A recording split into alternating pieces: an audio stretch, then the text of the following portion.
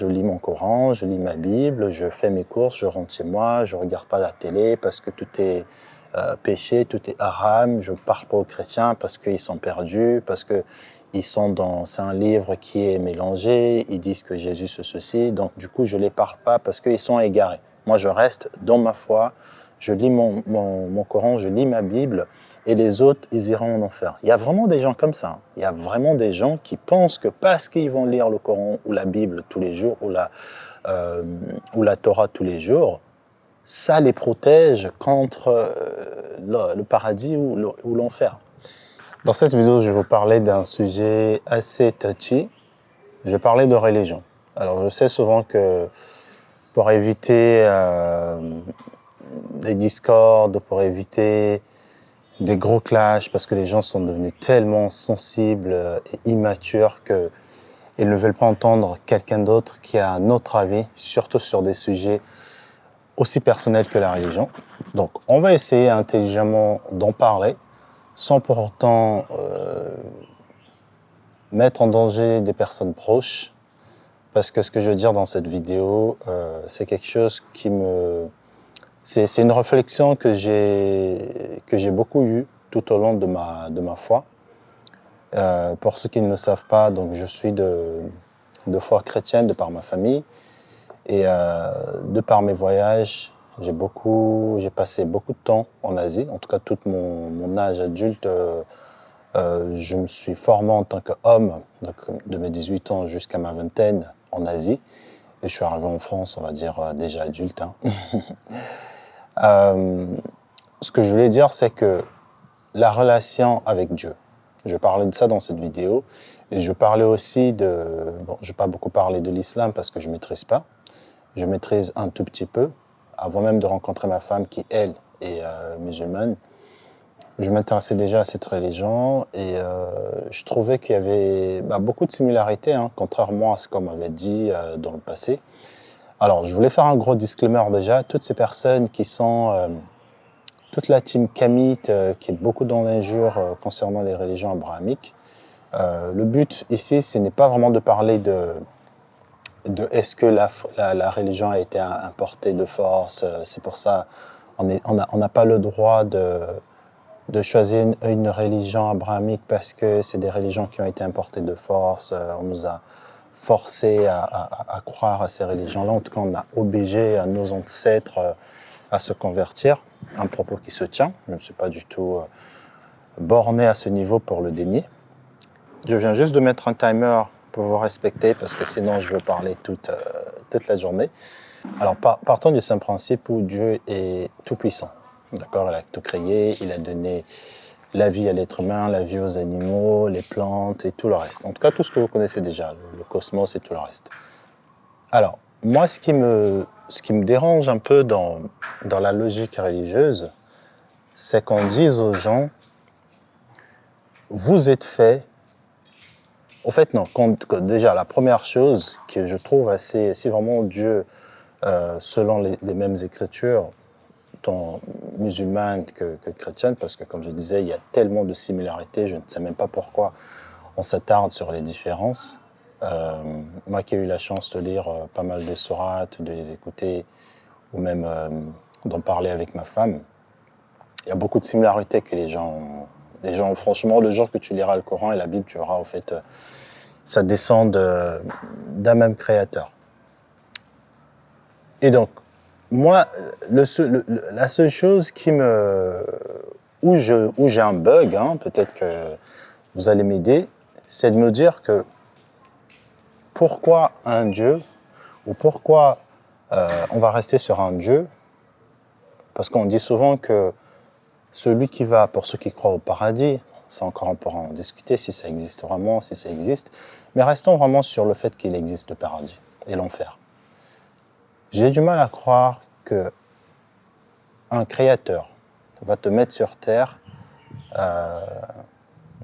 et va juger sur le fait que tu iras en enfer ou au paradis par le fait que tu vas plus lire sa parole.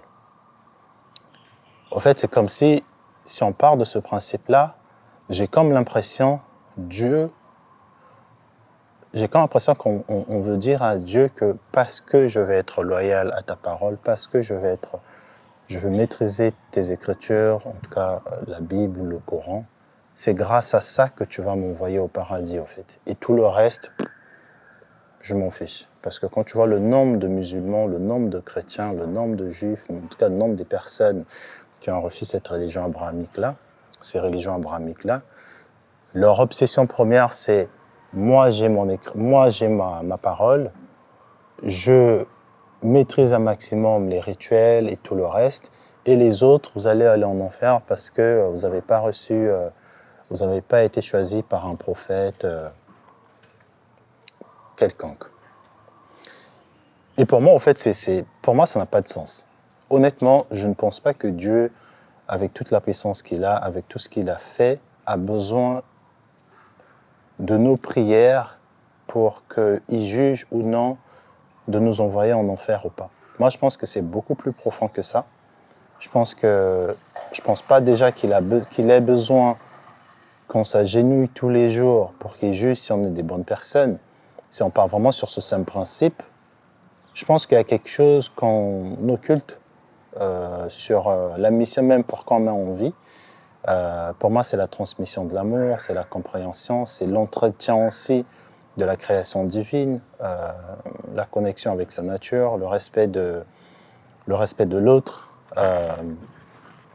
cette obsession vraiment de faire du bien, en fait, tu vois, qui vient vraiment plus profondément et pas juste parce que c'est écrit, je le fais. Au fait, c'est comme si l'être humain, tu vois, ce que je trouve dommage, c'est que l'être humain croit qu'il va essayer de se voiler un peu. En fait, ils essaient un peu de se voiler la face en croyant que, et pas dans le sens du terme, vraiment se voiler la face en mode, quand je veux lire des écritures, ça va un peu excuser le fait que j'ai un sale comportement, et parce que Dieu a dit de lire les Écritures, c'est ça qui va me sauver. Je peux faire du mal, je peux, dans la journée, même pas regarder un non musulman ou un non chrétien, parce que dans la Bible, dans le Coran, c'est dit les mécroyants ou les personnes de telle religion n'iront pas au paradis. Et au fait, on ne prête même pas attention à ces personnes-là, tu vois. Et notre obsession, on est juste sur ouais, je veux faire du bien à mon groupe religieux, tu vois. Et moi, je trouve vraiment, je sais que je pars un peu dans tous les sens parce que je ne veux pas utiliser des mots qui vont heurter. Je veux vraiment rester sur une réflexion, en tout cas pour des personnes qui s'autorisent à réfléchir sur ces sujets. Je sais qu'il y a plusieurs personnes qui y pensent, mais qui ne veulent peut-être pas venir sur la place publique et en parler. Et moi, je trouve juste que je pense qu'il y a quelque chose de plus fort que juste t'as baptisé ou t'as récité la prière que tu récites quand tu te convertis et ensuite ça y est. Parce que tu es dans le camp musulman ou le camp chrétien ou le camp juif ou même le camp, on va dire, des églises de réveil, brahamique ou même William Branham ou témoin de Jéhovah, bien que tout ça sont des branches chrétiennes, parce que tu es dans le bon camp, en gros, ça y est. Comme chez les chrétiens, on dit souvent que, au fait, Jésus a tout fait. Si tu acceptes Jésus, en gros, tu es sauvé, tu n'as pas à te soucier parce que Jésus est mort pour toi. Et moi, je trouve que, pareil, ce genre de principe, je trouve que Dieu n'avait pas besoin, en fait, d'envoyer un serviteur, d'envoyer un prophète pour mourir sur la croix, pour venir sauver les hommes, en fait. Tu vois. Moi, je trouve qu'encore une fois, on est sur une dimension beaucoup plus profonde que juste, à partir d'aujourd'hui, je peux faire ce que je veux parce qu'il y a comment on appelle ça, la grâce de Dieu me couvre, parce que je peux... En gros, juste parce que je suis baptisé, juste parce que j'ai accepté Mohammed comme mon prophète, paix et bénédiction sur lui, que je me permets un peu de tout faire parce que je suis protégé, parce que je fais mes 5 prières, parce que je fais la zakat, parce que je suis parti à la Mecque, tu vois. Alors que ton cœur même, tu sais que tu as des envies très sombres, tu es bancal, tu vas certes t'arrêter sur des trucs vraiment visibles hein, que les gens vont voir, par exemple ne pas boire de l'alcool, ne pas manger du porc, mais le mensonge, tu le fais. C'est-à-dire que devant les yeux de Dieu, le mal reste le mal. Celui qui mange le porc et celui qui insulte, devant Dieu, ils commettent tous la même chose. Tu vois. Mais parce que culturellement, c'est bien, c'est l'homme qui a instauré certaines choses de « ah, ça ne faites pas, ça, bon, grâce au fait que vous êtes baptisé, Dieu peut vous racheter, peut racheter vos péchés ».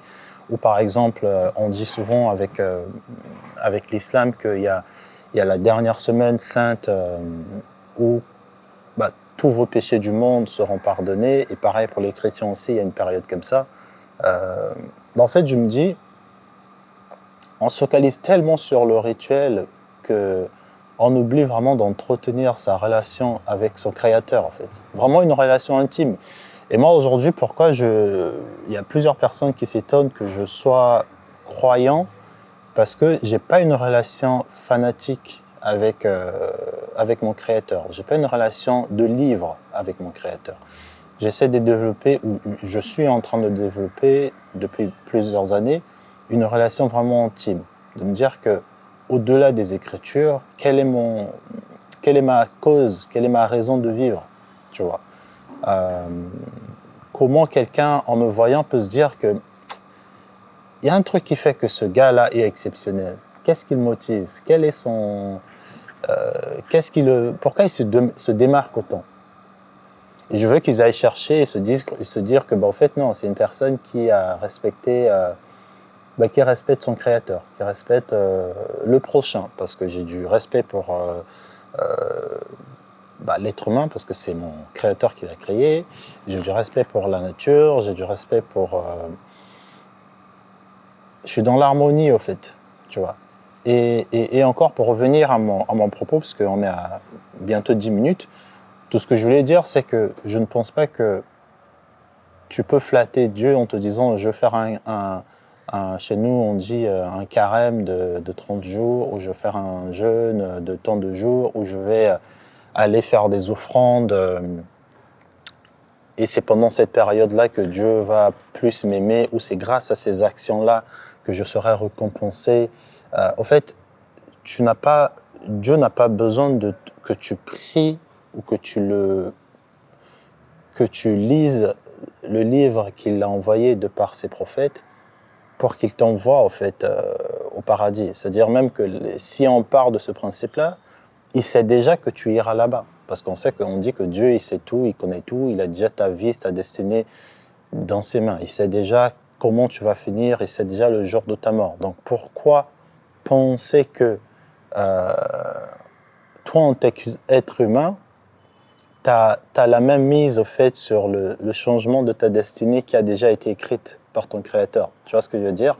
Et donc de penser que parce que je vais juste lire, et il y a des gens vraiment qui sont en mode, moi je lis mon Coran, je lis ma Bible, je fais mes courses, je rentre chez moi, je regarde pas la télé parce que tout est péché, tout est haram, je parle pas aux chrétiens parce qu'ils sont perdus, parce que c'est un livre qui est mélangé, ils disent que Jésus c'est ceci, donc du coup je les parle pas parce qu'ils sont égarés. Moi je reste dans ma foi, je lis mon Coran, je lis ma Bible, et les autres ils iront en enfer. Il y a vraiment des gens comme ça, il y a vraiment des gens qui pensent que parce qu'ils vont lire le Coran ou la Bible tous les jours, ou la Torah tous les jours, ça les protège contre le paradis ou l'enfer.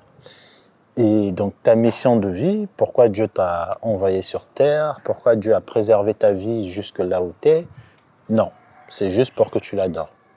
Mais le nombre de personnes, pour ceux qui croient aux anges, là on reste vraiment dans la religion, pour ceux qui croient aux anges, le nombre d'anges qui adorent déjà ton créateur, je ne pense pas que c'est toi qui feras la différence en fait. Moi je pense que tu as une mission beaucoup plus forte, beaucoup plus profonde que juste lire ton Coran, parce que c'est pas la lecture de ton Coran qui va changer quoi que ce soit devant les yeux de Dieu. C'est-à-dire qu'il sait déjà que quand tu vas finir de lire le Coran, tu vas regarder un film X, tu vas mentir, quand tu vas finir de lire ta Bible, tu vas sortir te bourrer la gueule parce que tu vas boire, tu vas regarder quelqu'un de travers, ce qui est un péché, tu vas être dans le jugement, à dire que tout le monde va aller en enfer. Même les Écritures vous interdit de juger. C'est-à-dire que dans tous les livres, on interdit de porter un jugement sur quelqu'un. Qui es-tu pour dire que quelqu'un ira en enfer? Qui es-tu pour dire que, ah ouais, franchement, ce gars-là, franchement, il donne de l'argent aux orphelinats, il a fait ceci. Peut-être que c'est juste une forme de culpabilité de tout ce qui fait de mal qu'il a voulu se passer pour un bon. C'est pour ça qu'il fait tout ça. Tu ne sais pas. Et donc, encore une fois, je suis croyant, malgré ou peu importe mon ouverture d'esprit avec la reconnexion avec mes ancêtres, parce que je sais aussi que les cultes, je crois aussi au culte des ancêtres. Je ne pense pas que les deux sont... t'es pas obligé de choisir l'un ou l'autre. Hein. Je peux autant, si j'ai envie, parler à mes grands-pères, les rendre hommage, les donner, faire un don, et en même temps dire à mon Dieu, en fait, je me sens déboussolé, j'ai besoin de sagesse, j'ai besoin d'amour, j'ai besoin d'être un meilleur mari. Les deux ne sont pas... c'est-à-dire que je ne suis pas obligé de choisir l'un et l'autre. Nos ancêtres avant, ils vivaient comme ça. Je ne vois pas pourquoi c'est quelque chose de mal aujourd'hui. Après, forcément, il y a certains cultes que je ne pratiquais pas, avant même d'être vraiment à fond dans la religion chrétienne.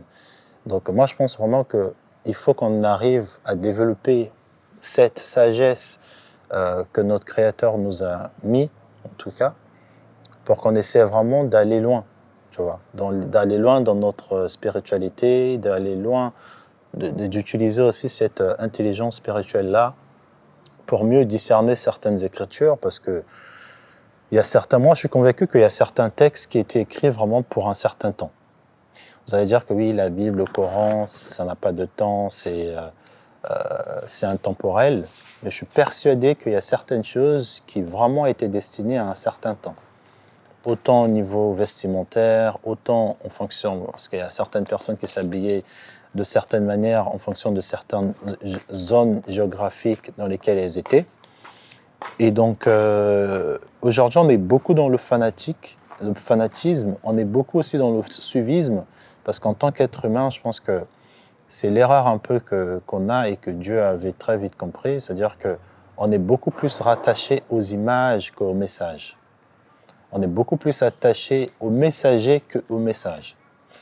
Ce que le pasteur, ce que l'imam va prêcher, on va être plus rattaché à la personne qui va sortir certaines paroles qu'au message qu'il est en train de nous délivrer.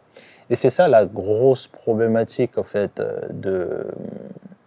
de la religion, et c'est ce que j'apprécie beaucoup, par exemple avec l'islam, parce qu'il n'y a pas cette...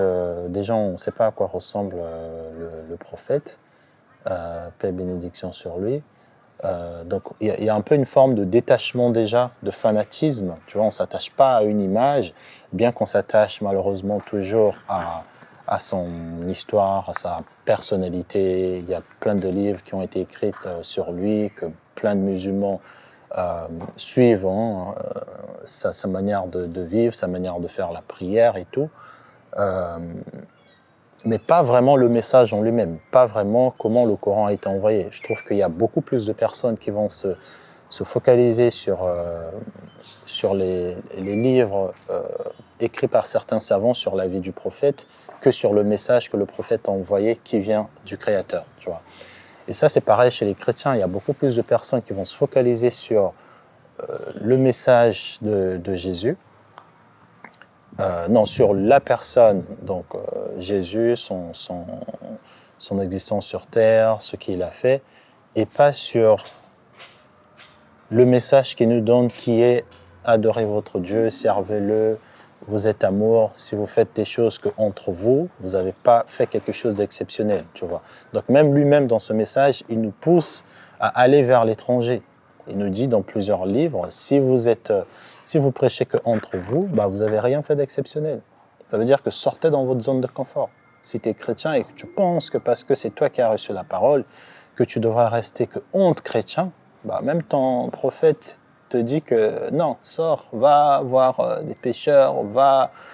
ce même Jésus-là qui, pendant son passage sur terre, traînait avec quasiment tout le monde. Il était avec des collecteurs d'impôts, donc aujourd'hui on va dire des huissiers, des huissiers de justice, même des agents, vous avez compris, il y avait aussi des prostituées qui s'étaient reconverties, il y avait aussi des pêcheurs, il y avait tout le monde autour de Jésus. Il allait dans toutes les maisons, tu vois.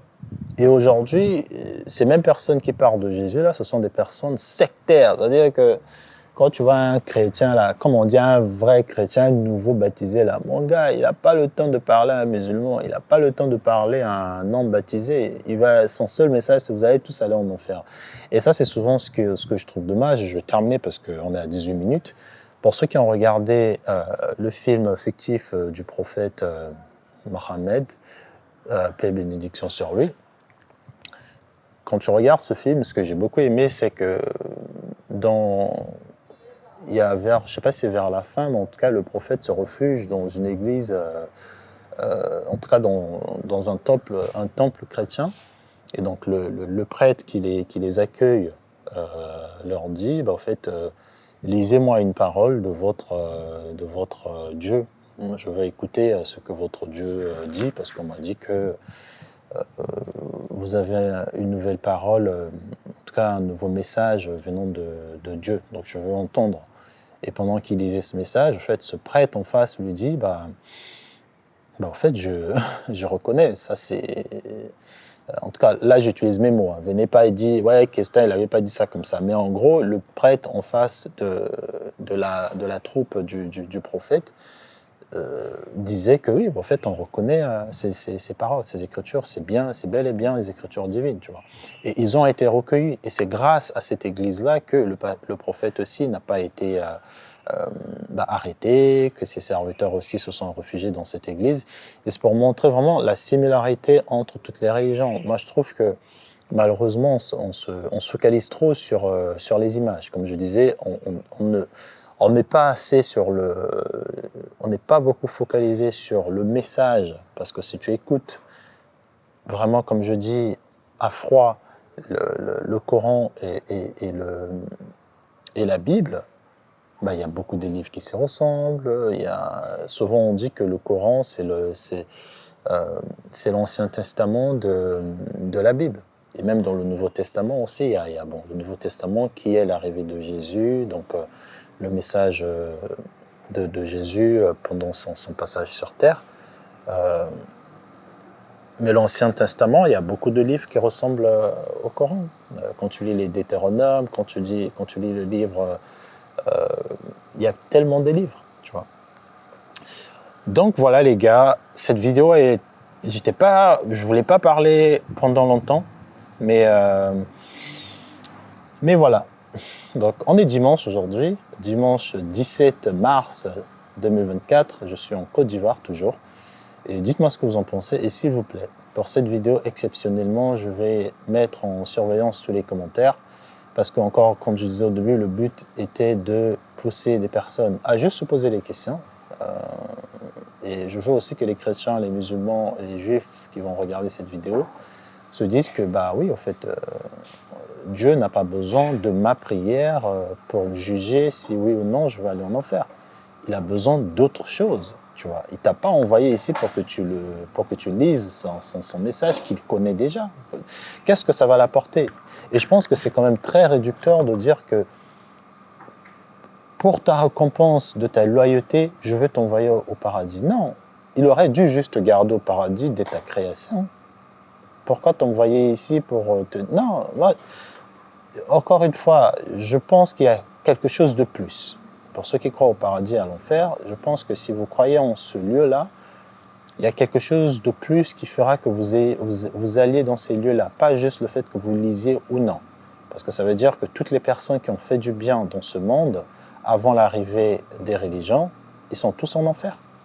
Quand même. Ayez un peu un bon sens. Oh, quand même, attends. Il y a des gens qui sont beaucoup plus alignés à la nature, il y a des gens qui sont beaucoup plus dans le service, il y a des gens qui ont fait beaucoup plus de choses parce qu'ils étaient animés par cet esprit divin. Et donc vous allez me dire, parce qu'ils n'ont pas lu le Coran, la Bible, qu'ils vont aller en enfer. Bref, on se retrouve dans une autre vidéo. C'était vraiment la première fois que j'en parle autant ouvertement sur un format quand même assez long de 20 minutes. Donc voilà, dites-moi ce que vous en pensez et j'ai hâte de vous lire en commentaire.